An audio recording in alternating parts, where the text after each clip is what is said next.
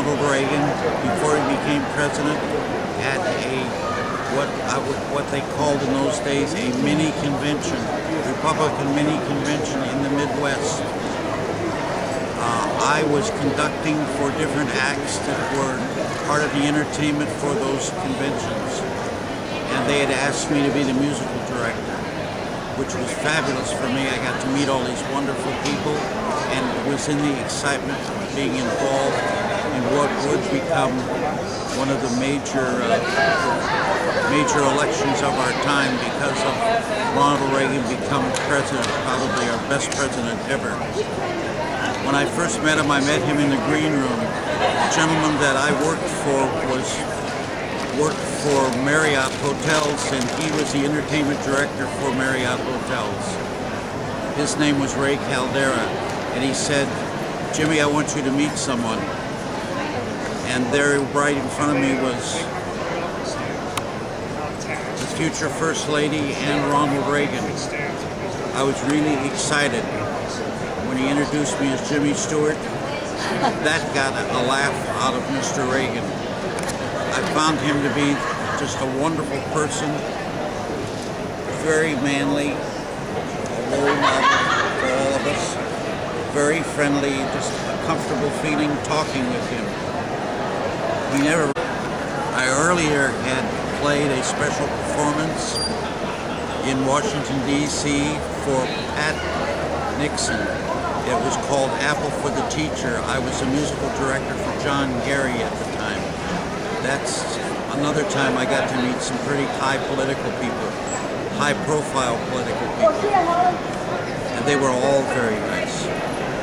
I became a Republican because of meeting all these people. I lived in a very strange situation. My dad was a Republican, my mother was a Democrat. Oh my God, that dinner table used to levitate with the conversations. Okay. If Carlos Santana were here today, I'd have to break his fingers. He is just a marvelous player, and a great expresser on the instrument. He expresses himself so beautifully. That's part of his success.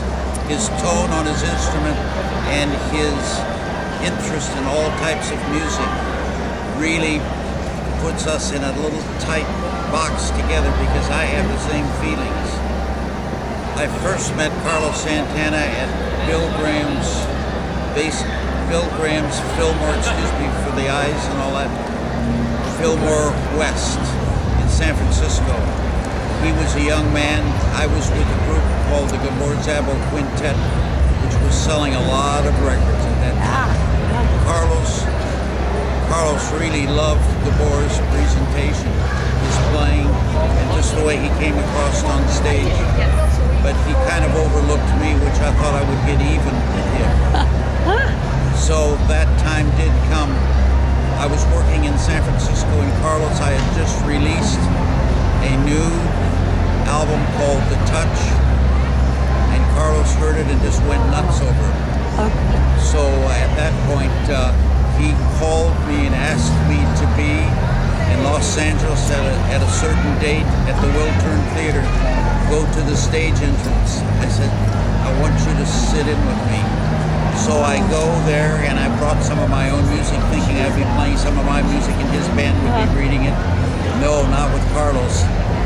He said, yeah, come with me down to the tuning room. He had a tuning room where he would tune his instruments, and they would practice their vocals and get ready for the performance. So I went down to the tuning room, and then he was figuring out what tune he would bring me up on. So we're looking at a list on the wall which he had for that show, the first show of the night, what tune he would pull me up on.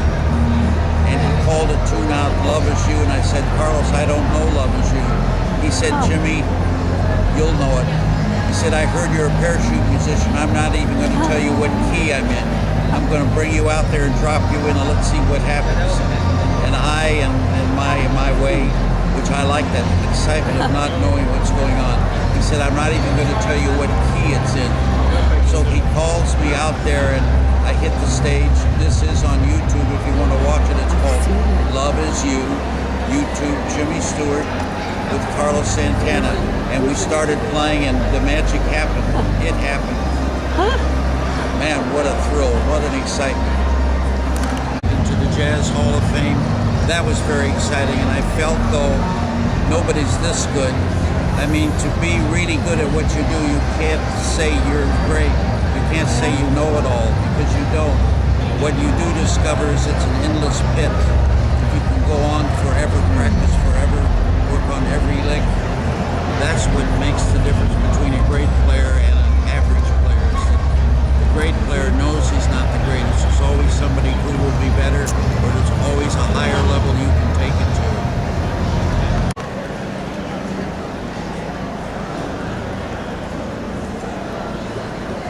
I first met Ronald Reagan at a mini convention for the Republican Party in the Midwest. I was conductor for Laney Kazan, and they had asked me to stay on to conduct for the rest of the mini conventions, which I did, conducting the orchestra. That means I'm responsible for tempos, responsible for the arrangements, responsible for all of that. Anyway, the fellow that got me on the job, his name was Ray Caldera, and he worked for Marriott, Mr. Marriott, who was excuse me. We can edit it. Intercut equipment director. And he was the one that was the contact for me. He said, Jimmy, I want you to come into the green room and meet someone. And that person was Ronald Reagan. I shook his hand, which was marvelous. And I didn't know that at that time that he would end up becoming President of the United States. I found him to be a very warm, nice person, and he did make a comment about my name, Jimmy Stewart, because being in the film industry himself for all these years, he knew Jimmy Stewart quite well, and he knew him personally, so I thought that was quite exciting. I also got to meet the future First Lady, which was wonderful. She was always with him.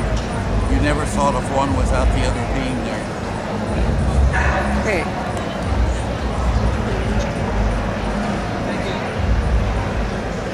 Hello, everyone. Hi. There's the star.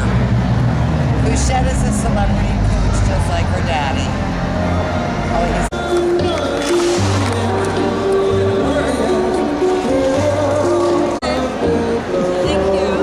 Oh, now it's recording.